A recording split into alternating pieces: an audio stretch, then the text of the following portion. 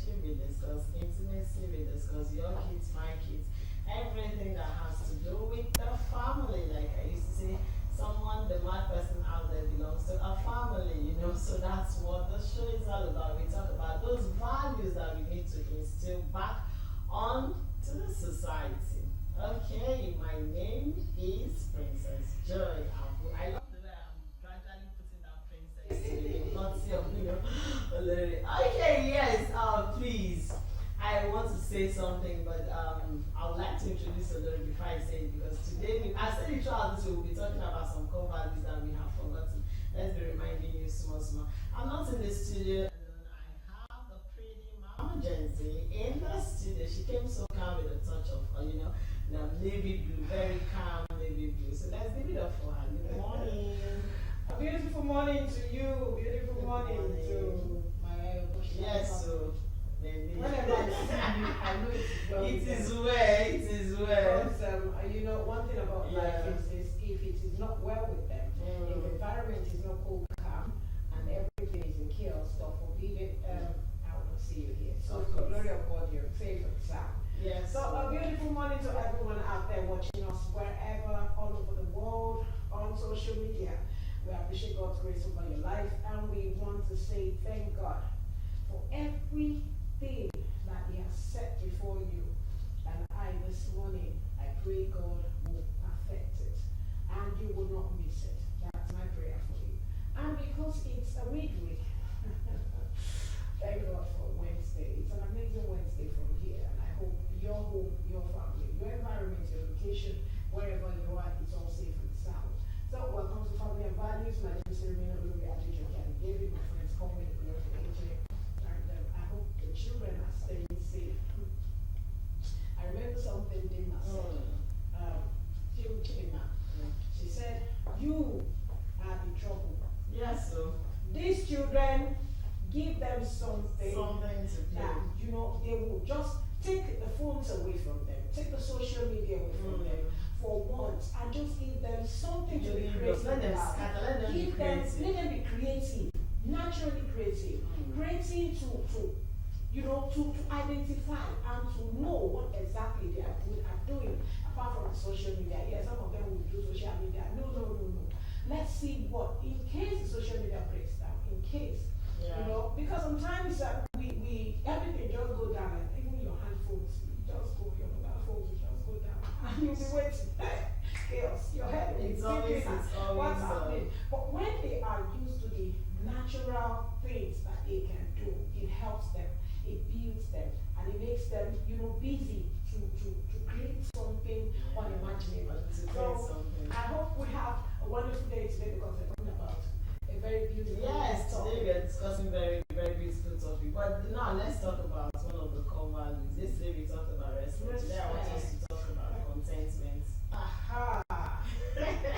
Another Yes, contentment. Elijah. Contentment, right? Like this is actually very big. Oh my God. Yes, contentment.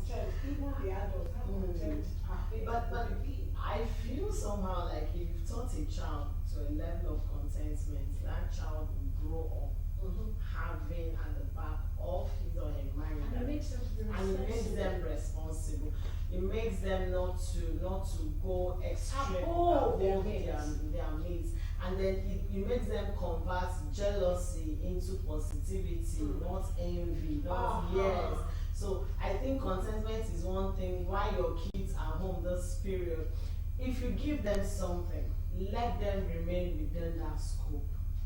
No matter if you have a whole lot in the house, just if it's one piece you're giving them, if I go to work home, it should be that one piece. They should learn that attitude. Like what we're discussing yesterday, that man on Volkswagen said that many run away from their responsibility. Yeah. Trying to share. Is that soft landing? They are looking for a soft landing. Contentment starts from the parents. Yes, it does. If I have 10 kids, I intentionally on my own decide to follow that platform of having 10 kids or a football team. Now, why would you want to send them to an uncle, a aunt, or this person or that person? Yes, you have brought this upon yourself. By where it starts from. Because if you have Gary and everybody's drinking, everybody share the Gary they together. would understand. They will understand. They will always remember this was where we're coming from. Yes. And yes, they may not like it. They may not like it. And you will like wonder, how will I survive? Keep working because you have brought them to this world. Be responsible. Don't start pushing your responsibility. Yes, that's when you see your children, they are being abused, they are being taken advantage of. The children themselves will now grow to be looking at what belongs to Princess Joy, what belongs to Coyote. I start something I have not experienced in, let's say, 15 years of my life yesterday. And I looked back and I said, God, this is not a joke. This is a grace. Because you look at it and you're like, if it is not grace, at 50 I'm just experiencing this. Yes. And I am loving it. Because in life, there are stages. Of course they are. In life, you need to adhere and conform yourself. Even the Bible says, conform yourself to a particular stage. That, with time, grace will take you there. And they are looking for soft landing. You will now see a gracious and a graceful landing. Sometimes when we discuss, like, say some things, you tell me it's a stage you get. So please, today the message we are passing out there is teach your kids contentment. Let them have the spirit of contentment in them. They should know that what you can afford at that moment is what you're giving them. Don't go and start stretching your hand because you want to satisfy children. The truth is, this period, this is where you need to invite. You see all that time they'll go to school, come back. Now is the time you need to bring out those core family values. And that's one they should say that we'll be picking them one after the other. Yesterday we talked about respect. Today we are talking about contentment. So please teach your kids contentment. Okay, on that note, let's go to the business of the day because our guest will be joining us via Zoom, and of course she is ready for this conversation. Let's go on our mini feature. We'll be right back. Okay,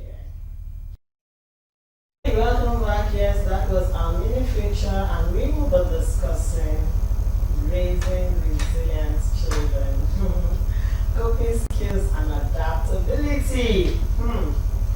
We decided to choose this topic this period because we know the kids are home, definitely, and a lot of parents are scared. How do I leave my kids alone, and go to work? What will happen? Can they do this? Can they do that? Can they? We said, okay, you know what? Let's talk about this conversation. Like I used to say, those topics that you really don't want to talk about, that you feel is a level. On the show, we talk about it, we discuss it, we dissect it, and give you an insight into it. And of course, when we are preparing for our guests to join us, and soon we'll start the conversation right here in the studio, myself and Olori, and guests to join us pretty soon. Okay, now, we still talk. For me, I feel like contentment is also part of raising children to have a resilient spirit, to stand. But when you talk about coping skills, how do you think parents have been able to navigate that period of raising? Now, this is it. I was talking to somebody over the weekend, and the person said, I allow my kids go to camp all alone. And obviously, the same age in my daughter, just 6 months different. And in my brain, I'm like, what did you say? She said, I allow my kids go to camp alone. The teenagers, they are just Get them together. They are together and they are doing stuff they are alone. I could literally feel my heart, until like in my brain, I'm like, I have that strength, to send only like go and not there. Including David. Like, can I really do that? And that's the question. I can. I know absolutely well when I walked into the media. My thought process was about 4-5. And coming all the way from Agric down to the station I was working in Ikeja then was, the traffic. I'm talking about 2002.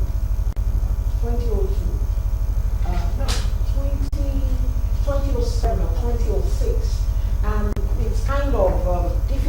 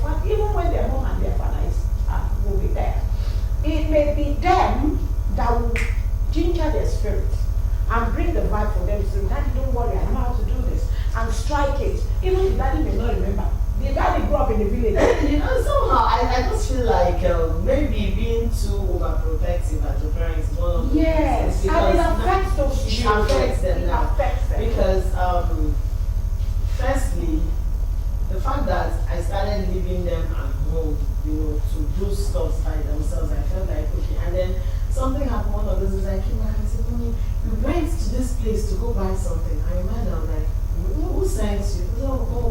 So person did.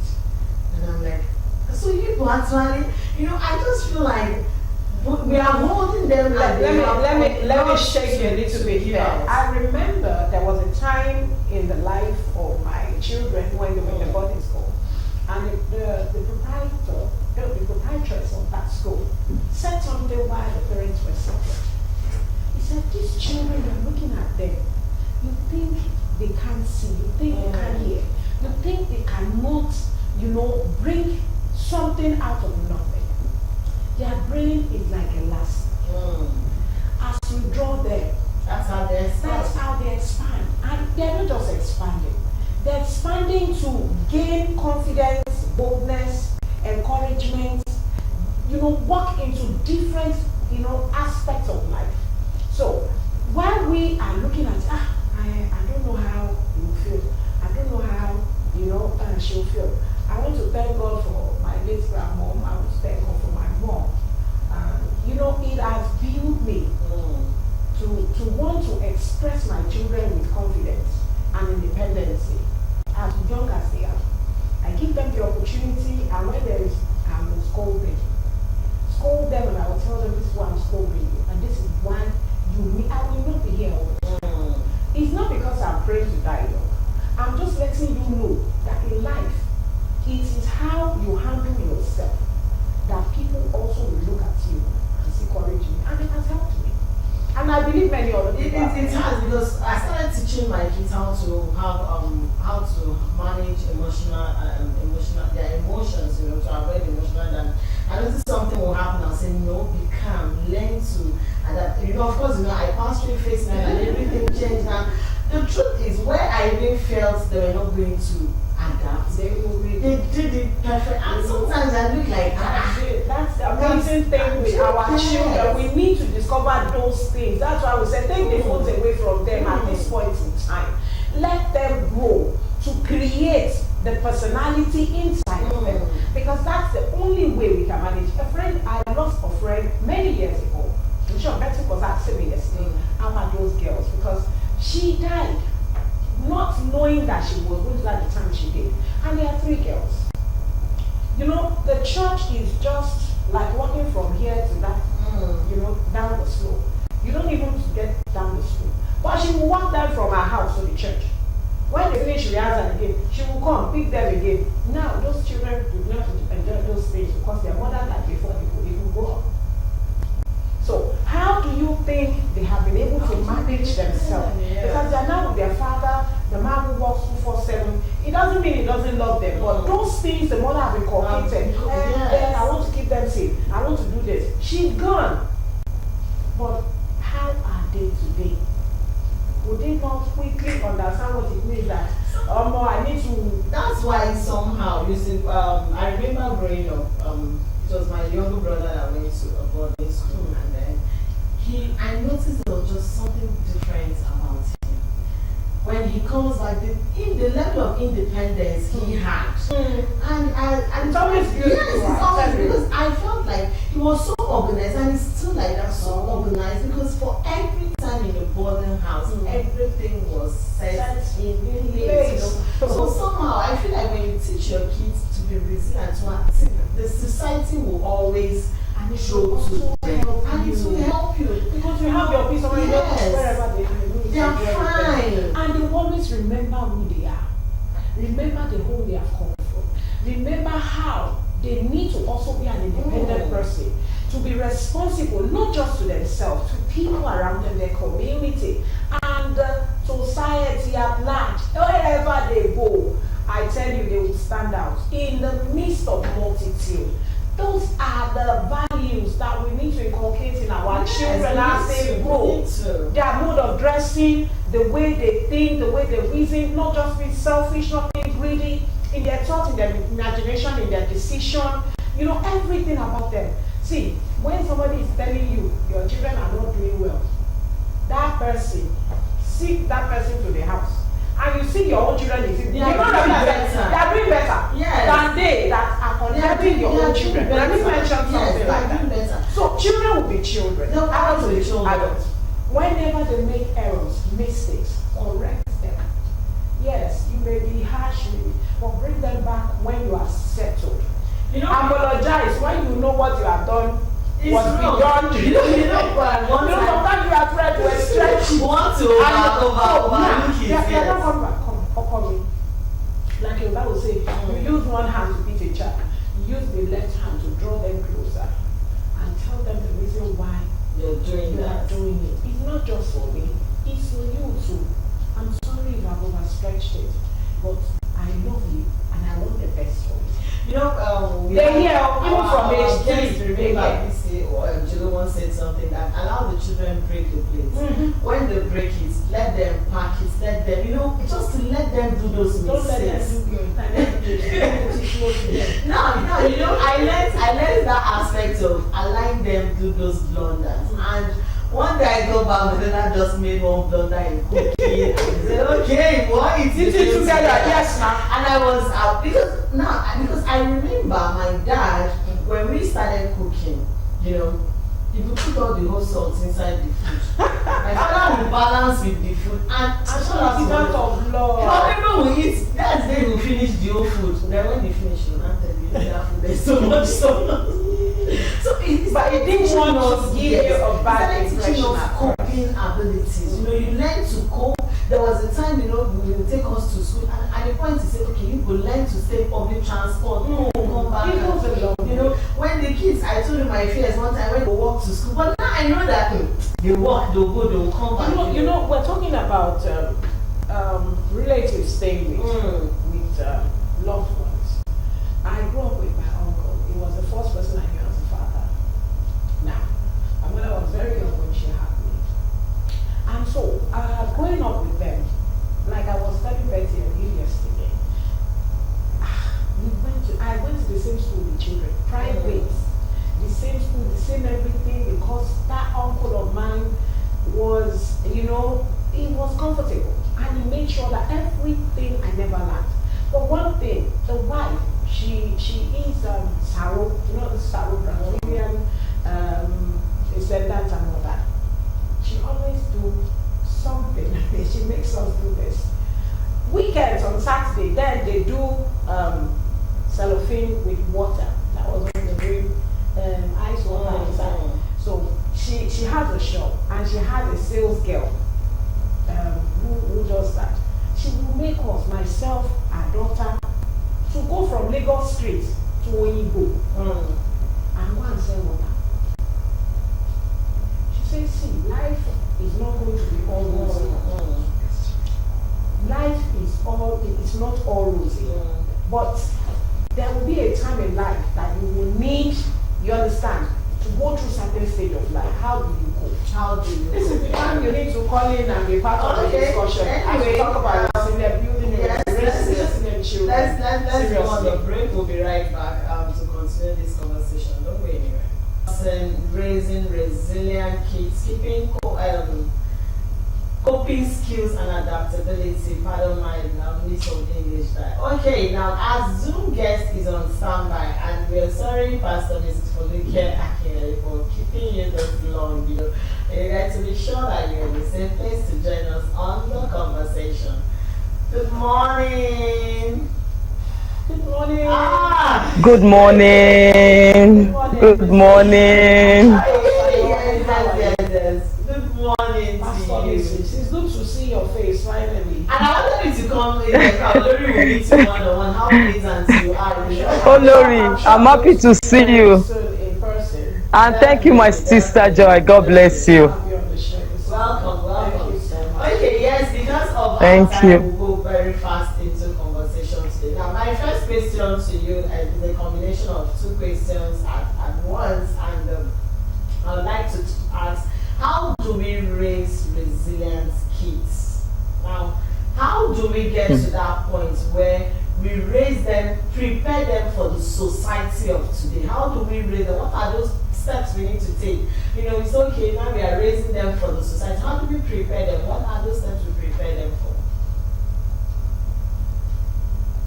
Thank you so much for having me. Number one, raising resilient children or kids starts with us. I want you to know that you cannot give what you don't have. And these children are just like plain slates. Whatever you write into them has to come from you first. You have to be the lead, their own leader, their own mentor.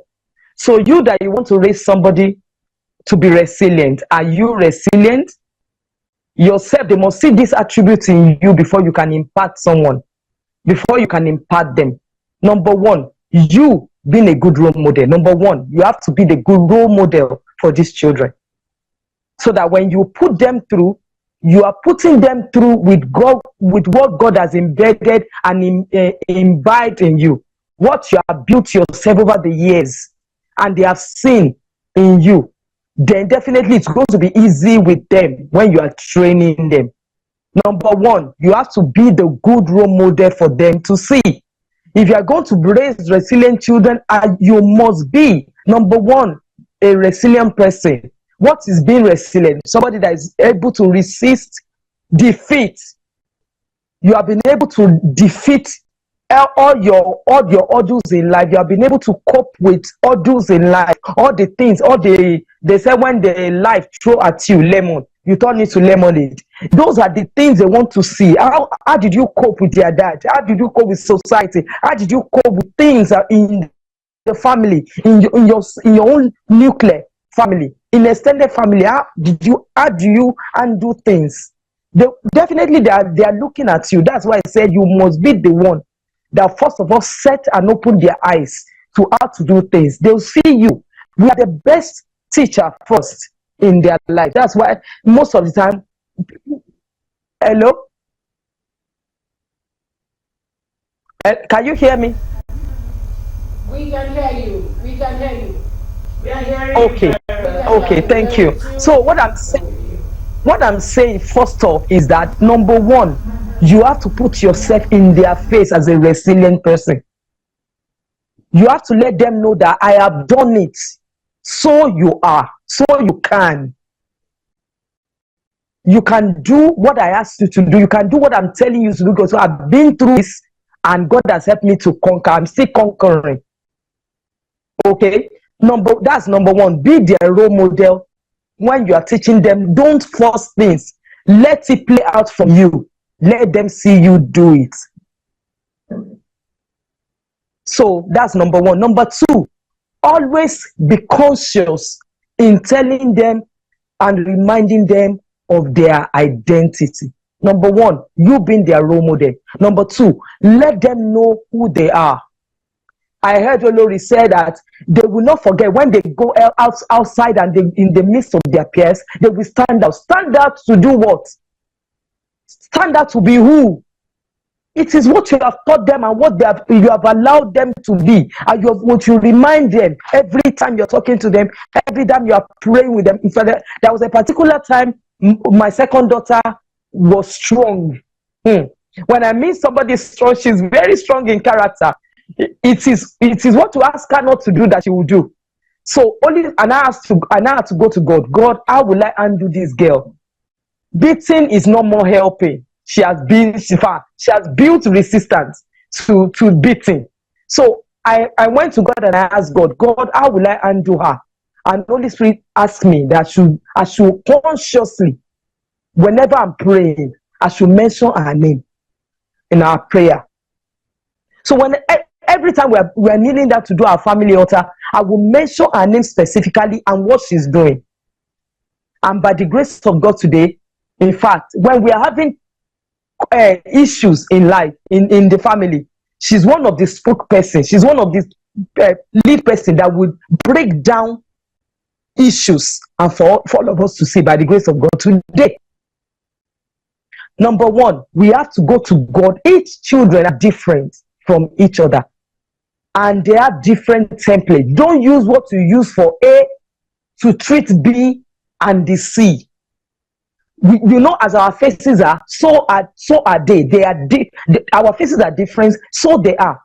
They are different in character, even though they came from my womb.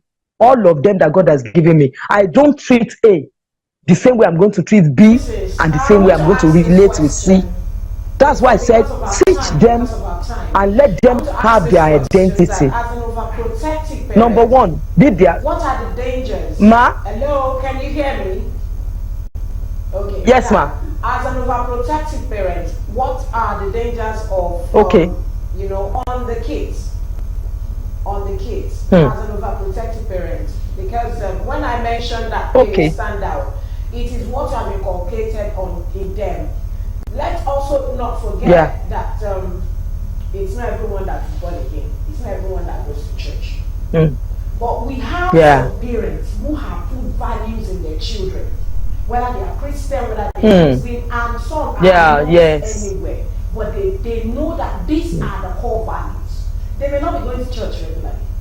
They may not be going to Yeah. mass, but they believe in the value that comes with a family. Value. We have Yes, very, yes, very yes. many of them in our midst, as large as we are. Yeah. But now, what can we do about parents who are overprotective, just like we're sharing of a late friend of mine who protects our children, who take them? What are the dangers? Because if you overprotect them, certain things may be missing. What are these dangers, and how does this danger affect these children, so that the parents can quickly change their modus operandi? Okay. Okay, thank you so much. Number one, overprotective children killing their number one thing they are doing to those children is that you are killing their identity. Number one thing, they will not know who they are. They will not develop the capability that God has embedded in them. The value you are talking about, they come with their own from heaven that God has given them, whether Christian or Muslim or whatever they believe. Everybody came with something. Overprotective children, you are just like you are putting them inside the cooler and you do not allow them to express who they are. They will never be what heaven has want or create them to be. They will never be. That's what you are doing. You are killing who they are. You are killing their identity, and you are raising a time bomb if you are not careful. Because that child, the day is going to start discovering itself, is going to discover something wrong. You are going to kill the identity God has put or God has created him or her with. They will never be what they want, what God wants them to be. Number two, they will not be able to express themselves even with their peers outside. Those are the people they will say indirectly, they will say they are introverts, whereas they do not know anything. They are not introverts. It's because you have been caging them. They want to climb the chair. You say, no, you can't. Every time you say you can't, you are killing that child. You are killing the destiny of that child. Let them climb the chair and fall down. They will learn by themselves not to climb the chair again. My daughter, when she was around 1 year, she used to rush to the candle, and every time there's light, she will shout up NEPA and run to the candle and blow the candle. Every time I will carry her, it gets to a time I told myself, I'm not going to carry you from this candle again. The last time she rushed to the candle wax poured inside her eye, and from that day, by herself, when she sees light on and the candle is on, she will point to me, Mommy, see, the candle is still on, by herself. But if I kept on, or I keep on carrying her, she will never learn that lesson on her own. So most of the time, we should allow these children to express themselves. I used to have a crèche, and most of the time, every time the baby cries, you carry them. Every time they cry, they will never stop crying, because they know that every time I cry, somebody will carry me. But over a time, you will instill in them that you imbibe in them, you create in them that, okay, you learn how to sit down, solve your problem by yourself. I am not going to overprotect you. If you cry, it's either you are hungry, once I feed you, or when you are well fed, you better go to sleep or you start playing. But every time you are crying, I carry. Every time you cry, I carry. I will never allow that baby to go. That's why those children, every time you put them down, they will continue to cry. You are killing the identity they came with. It is very dangerous. They will never discover themselves if you keep on doing that. Number one, let them express themselves. If you are doing that, you are not allowing God or what God has put in them as a gift to be expressed. And they are going to be they're going to be dangerous to their world. Those are the dangers. All right.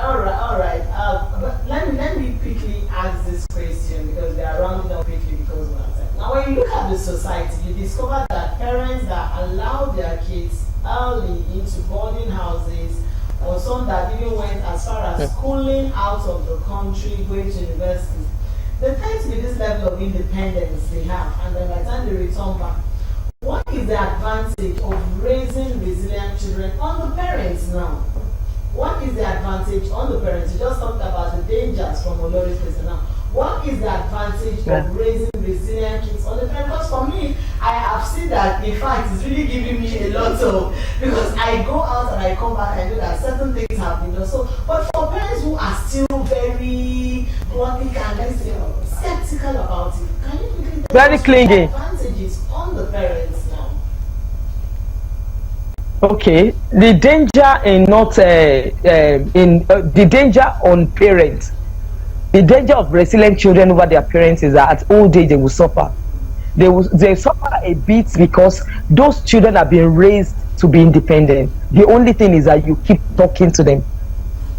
The danger is that you let them know that whatever you do now, whatever you sow, you are going to reap. So definitely you can't be too over resilient, forgetting your parents. Once they come back from abroad or whatever at boarding school, we discover that they will go each time they will go to their room. You will consciously, as a parent. In fact, I do that most of the time with my children. I'll just peep into their room. I'll do one funny thing. I will make them laugh. I will say, "Yeah, mommy, what are you doing this for?" I am doing this consciously because I want to put myself in your face. I want to consciously and deliberately put myself in your heart, so that even after you left, you settle down or you travel back to wherever you are going to, you will always remember that golden moment we had together. So you will always remember that you have somebody at home, you have somebody somewhere, and we won't stop as parents doing our job. In fact, I used to tell people that, especially women, we cannot finish our job until Jesus calls us, or until we go back home. You cannot finish. We keep raising them, we keep raising them, we keep pumping into them, we keep giving unto them. By the grace of God, if they got married, anytime they get married or they are on their own, you are still parenting them. Yes, you are still parenting them because you are putting yourself in their face all the time. So if you want to minimize the danger, the only thing you need to do is that keep doing your job, keep being a good parent, continue to parent them.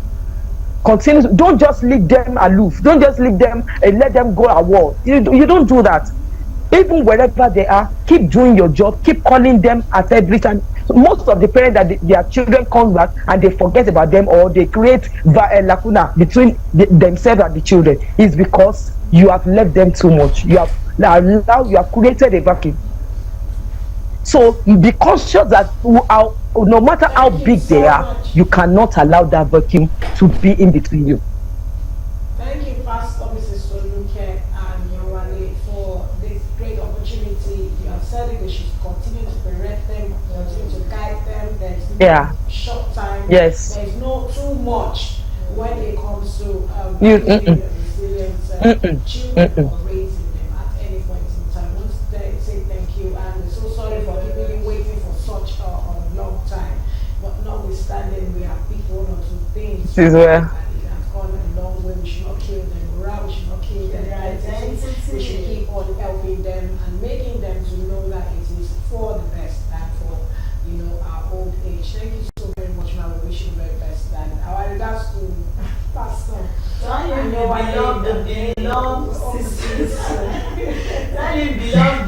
Thank you so much. To have you. Thank you, man. Have a wonderful day. Thank you. I appreciate. Thank you. You too. God bless you. Programs coming up even after us. My name is Remain Olurati Joshua David. We hope to see you tomorrow, and please keep raising them. This is the time we need to do that, and we need to do it from our heart, from our mind, not minding, what it costs us. Our time with them matters now and yesterday. And they've grown up. Yes, if you do not teach them to be strong and resilient on their own, then you see that at the end of the day, day you're punishing yourself. How long are you going to be babysitting your kids? The time will come when they want to grow, when they want to be themselves. Don't kill their identity just like our said. Okay, tomorrow is Thursday. Yes, it's a healthy Thursday, and we'll be discussing cardiac arrest. Now, it's very important we have this conversation because a lot is really happening in the society. So let's talk about cardiac arrest tomorrow with our medical doctor taking us through the journey and what cardiac arrest is all about. Alright, thank you very much for being a part of Family and Values this Metric Wednesday. We appreciate your time. And yes, please share these topics to people that really need to know. Raise resilient children so that we can cope and adapt in the society we find ourselves. My name is Tony Menjabu. I'll see you tomorrow. Have a pleasant week.